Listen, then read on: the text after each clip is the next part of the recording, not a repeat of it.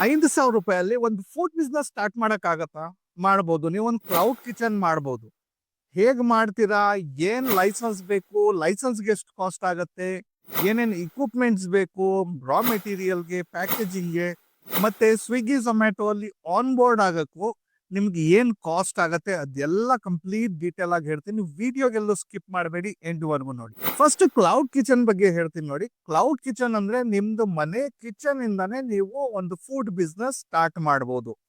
ಏನೇ ಅಡುಗೆ ಮಾಡ್ತೀರಾ ನೀವು ಅದು ಮಾಡಿ ನೀವು ಸ್ವಿಗ್ಗಿ, ಝೊಮ್ಯಾಟೊ ಅಲ್ಲಿ ಸೇಲ್ ಮಾಡಬಹುದು. ಓಕೆ. ಸೊ ಇದಕ್ಕೆ ಕ್ಲೌಡ್ ಕಿಚನ್ ಅಂತ ಹೇಳ್ತಾರೆ. ಸೊ ಇದಕ್ಕೆ ಏನೇನ್ ಲೈಸೆನ್ಸಸ್ ಬೇಕು ನೋಡಿ. ಇವಾಗ ನಿಮ್ಗೆ ಒಂದೇ ಒಂದು ಲೈಸೆನ್ಸ್ ಸಾಕು, ಫುಡ್ ಲೈಸೆನ್ಸ್, FSSI ಅಂತ ಹೇಳ್ತಾರೆ ಅದಕ್ಕೆ. So FSSI license general registration ತಗೊಂಡು ನೀವು ಸ್ಟಾರ್ಟ್ ಮಾಡಬಹುದು.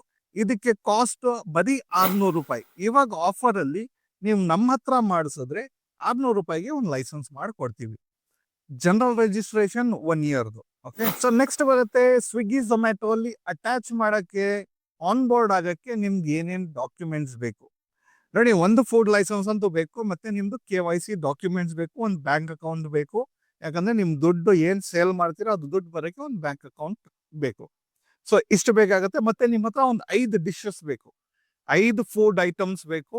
ಅದು ನೀವು ಸೇಲ್ ಮಾಡಕ್ಕೆ ಮಿನಿಮಮ್ ಇರಬೇಕು. ಸೊ ಏನೇನ್ ಡಿಶ್ ಮಾಡ್ಬೋದು ನೀವು ಲೋ ಬಜೆಟ್ ಅಲ್ಲಿ, ಅದು ನಾನು ಮುಂದೆ ವಿಡಿಯೋ ಅಲ್ಲಿ ಹೇಳ್ತೀನಿ. ಮತ್ತೆ ಸ್ವಿಗ್ಗಿ, ಝೊಮ್ಯಾಟೊ ಅಲ್ಲಿ ಆನ್ ಬೋರ್ಡ್ ಆಗಕ್ಕೆ ಅವರು ಒಂದು ಫೀ ತಗೊಂತಾರೆ, ಒನ್ ಟೈಮ್ ಫೀ ತಗೊಂತಾರೆ ಆನ್ ಬೋರ್ಡಿಂಗ್ ರಿಜಿಸ್ಟ್ರೇಷನ್ ಮಾಡಕ್ಕೆ.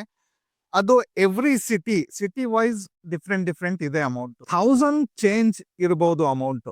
ಸ್ವಿಗ್ಗಿ ಮತ್ತೆ ಝೊಮ್ಯಾಟೊ ಸಪ್ರೇಟ್ ಇರುತ್ತೆ, 1000 ಚಿಲ್ಲರೆ ಇರುತ್ತೆ. ಬಟ್ ಇದು ಸಿಟಿ ವೈಸ್ ಬೇರೆ ಬೇರೆ ಇದೆ. ಸೊ ಅದಕ್ಕೆ ಎಕ್ಸಾಕ್ಟ್ ಅಮೌಂಟ್ ಹೇಳ್ತಾ ಇಲ್ಲ, ಬಟ್ 1000 ಚೇಂಜ್ ಇದೆ.